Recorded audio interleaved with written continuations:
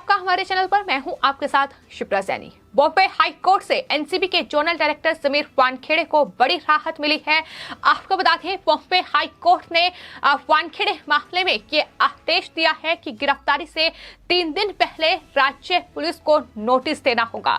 तो आपको बता दें, समीर वानखेड़े ने बॉम्बे हाई कोर्ट का दरवाजा खटखटाया था, जिसमें उन्होंने ये मांग की थी कि उन्हें अंतरिम सुरक्षा दी जाए और इसी के साथ इस पूरे मामले की सीबीआई जांच हो, जो आरोप उन पर लगाए जा रहे हैं। और इस पूरे मामले पर ही बॉम्बे हाई कोर्ट ने ये आदेश जारी किया है।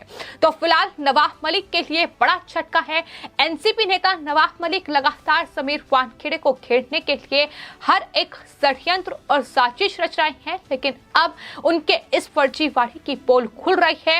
लेकिन समीर वानखेड़े पर जो आरोप लगे हैं, फिर चाहे वो वसूली के आरोप हो या जिस तरीके से नवाब मलिक ने तमाम जो दस्तावेज हैं वो जारी किए हैं कि और दावा किया है कि दरअसल फर्जी तरीके से समीर वानखेड़े ने ये नौकरी पाई है। वो पहले मुस्लिम थे, फिर नौकरी पाने के लिए वो दलित बने। इस तरीके के तमाम आरोप उनकी तरफ से लगाए गए हैं और यही वजह है कि समीर वानखेड़े, जो कि एनसीबी के जोनल डायरेक्टर हैं, जिन्होंने मुंबई क्रूज पर जो रेड पार्टी थी उसमें रेड की थी, उनके नेतृत्व में ही इस ऑपरेशन को अंजाम दिया गया था।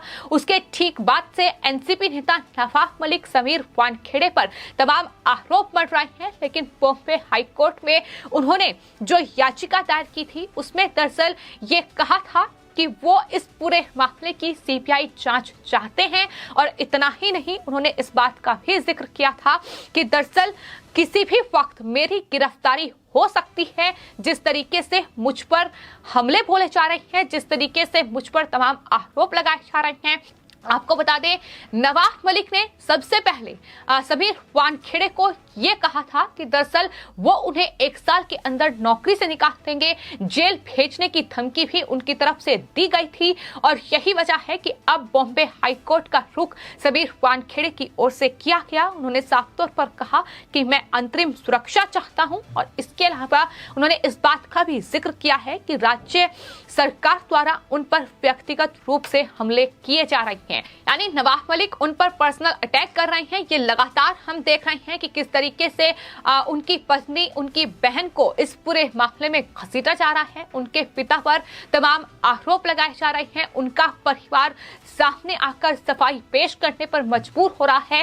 तो ये तमाम पर्सनल अटैक हैं जो उन पर किए जा रहे हैं। और यही वजह है कि समीर वानखेड़े ने बॉम्बे हाई कोर्ट में जो ये याचिका दायर की थी, इसमें साफ तौर पर कहा था कि राज्य सरकार द्वारा उन पर व्यक्तिगत हमले किए जा रहे हैं, उन्हें अंतरिम सुरक्षा दी जाए। लेकिन अब बॉम्बे हाई कोर्ट ने समीर वानखेड़े को बड़ी राहत दी है। साफ तौर पर यह कहा है कि गिरफ्तारी से 3 दिन पहले नोटिस देना होगा और उसके बाद ही गिरफ्तार किया जा सकता है।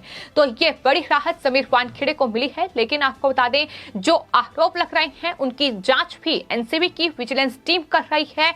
और यहां तक कि एनसीबी के डीडीजी ने 4 घंटे तक समीर वानखेड़े से इस पूरे मामले में पूछताछ भी की है, जिसके बाद उनकी तरफ से ये कहा गया है कि समीर वानखेड़े के खिलाफ कोई सबूत नहीं मिले हैं और इस पूरे केस की जांच अभी समीर वानखेड़े ही करेंगे। यानी एक तरीके से क्लीन चिट उन्हें दे दी गई है एनसीबी के द्वारा, क्योंकि अभी आर्यन खान ड्रग केस की जांच एनसीबी के जोनल डायरेक्टर समीर वानखेड़े ही कर रहे हैं और आने वाले वक्त में इस पूरे ड्रग नेक्सस को खंगालने में वही अहम भूमिका निभाएंगे। तो फिलहाल समीर वानखेड़े को जिस तरीके से निशाना बनाया जा रहा है, फिर चाहे वो एनसीबी के नेता नवाब मलिक हो या फिर शिवसेना के सांसद संजय राउत हो, उन्हें कहीं ना कहीं बड़ा झटका लगा है। तमाम साजिश और षड्यंत्र रचे जा रहे हैं, तमाम फर्जी दस्तावेज सामने रखे जा रहे हैं, तमाम झूठे दावे उनकी तरफ से लगातार किए जा रहे हैं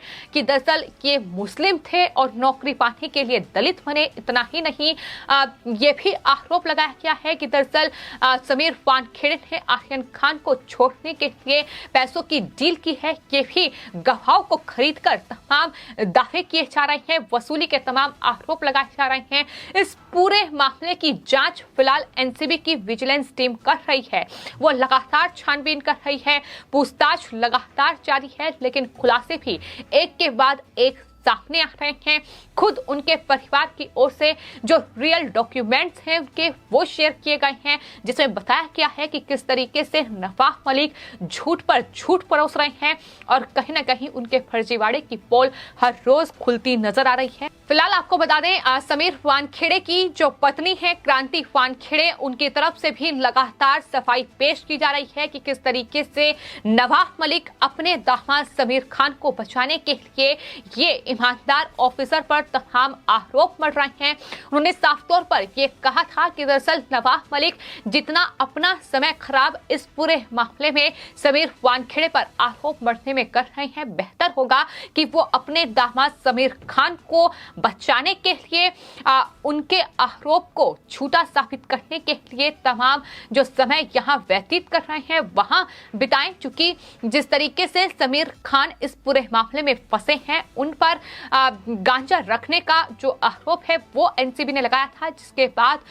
उन्होंने 9 महीने वो जेल में रहे और फिलहाल जमानत पर बाहर हैं। और कहीं ना कहीं नवाब मलिक हो या फिर उद्धव ठाकरे सरकार हो, इसी वजह से समीर वानखेड़े पर तमाम आरोप लगा रही है ताकि समीर खान को इस पूरी जांच से बचाया जा सके। लेकिन जहां एक तरफ शाहरुख खान के बेटे आर्यन खान की मुश्किलें इस पूरे मामले में बढ़ रही हैं और अगर आर्यन खान की मुश्किलें बढ़ती हैं, अगर इस पूरे ड्रग नेक्सस को खंगालने में ये तार इंटरनेशनल ड्रग सिंडिकेट तक पहुंचते हैं, तो जाहिर तौर पर समीर खान दोबारा जेल के अंदर होंगे। यही तमाम वजह है कि नवाब मलिक इस तरीके से आरोप लगा रहे हैं। फिलहाल समीर वानखेड़े पर लगे आरोप कितने झूठे हैं ये लगातार खुलासा हो रहा है। जिस तरीके से वो गवाह सामने आ रहे हैं जिन्होंने ये तमाम झूठे आरोप लगाए हैं। हम बात प्रभाकर सैल की कर रहे हैं।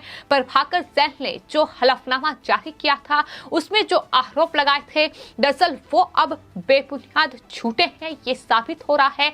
क्योंकि एक तरफ किरण गोसावी ने ये कह दिया है कि जो लेन देन की बात है, जो वसूली की बात है, वो पूरी तरीके से झूठी है।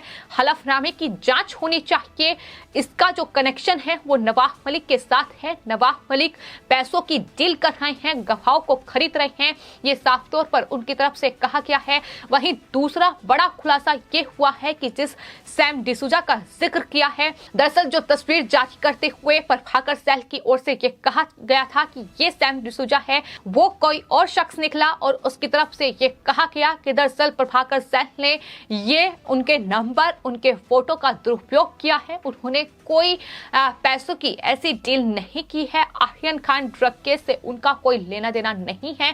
तो एक के बाद एक बड़े खुलासे हो रहे हैं। नवाब मलिक खुद बेनकाब हो रहे हैं, लेकिन नवाब मलिक समीर वानखेड़े को जिस तरीके की धमकी दे रहे हैं कि वो 1 साल के अंदर उन्हें नौकरी से निकाल देंगे, उन्हें जेल भेजेंगे, इस बीच समीर वानखेड़े अब कहीं ना कहीं सुरक्षा उन्हें चाहिए थी। अंतरिम सुरक्षा के लिए वो बॉम्बे हाईकोर्ट गए थे। उन्हें अब बॉम्बे हाईकोर्ट से बड़ी राहत मिली है। 3 दिन पहले गिरफ्तारी से नोटिस देना होगा, ये आदेश साफ तौर पर बॉम्बे हाई कोर्ट की ओर से दे दिया गया है। लेकिन सीबीआई जांच इस पूरे मामले की होनी चाहिए, ये लगातार मांग की जा रही है।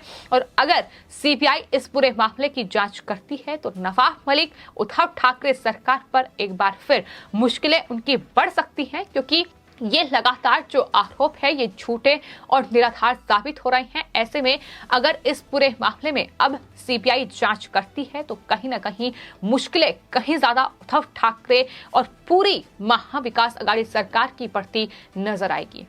तो आपको बता दें, जो एनसीपी नेता नवाब मलिक लगातार शाहरुख खान के बेटे आर्यन खान के बचाव में उतरे हुए थे, लगातार उनका समर्थन वो कर रहे थे और वजह साफ है क्योंकि उनके दामाद समीर खान भी इसी पूरे मामले में फंसे हुए हैं। तो अगर वो शाहरुख खान के बेटे आर्यन खान का बचाव नहीं करेंगे तो फिर समीर खान को किस तरीके से बचा पाएंगे। यही वजह है कि इस तरीके से तमाम झूठे आरोप समीर वानखेड़े पर लगाए जा रहे हैं। लेकिन एनसीबी के अधिकारी समीर वानखेड़े एक ईमानदार ऑफिसर हैं, वो अपना काम लगातार महाराष्ट्र में इस पूरे ड्रग नेक्सस को खंगालने में कर रहे हैं। और उनकी तरफ से साफ तौर पर यह कहा गया है कि जितना भी आरोप उन पर लगाया जाएगा उनका मनोबल नहीं टूटेगा। वो अपने इस काम को ऐसे ही जारी रखेंगे। वो बॉलीवुड से इस पूरे ड्रग नेक्सस का सफाया करेंगे, ये उनकी तरफ से कहा गया है। वो अपना काम कर रहे हैं अधिकारी के तौर पर, और जिस तरीके से नवाब मलिक आरोप मढ़ रहे हैं वो कहीं ना कहीं अपने पद का दुरुपयोग कर रहे हैं, ये लगातार महाराष्ट्र की जनता भी कह रही है। लेकिन बॉम्बे हाईकोर्ट ने वो भी साफ तौर पर बता रहा है कि किस तरीके से समीर वानखेड़े पर ये आरोप झूठे हैं। ये साफ तौर पर उनका फैसला भी कहीं ना कहीं बता रहा है। फिलहाल आपके इस पूरे मामले पर क्या राय है, हमें कमेंट बॉक्स में जरूर लिखें और चैनल को सब्सक्राइब करें। धन्यवाद।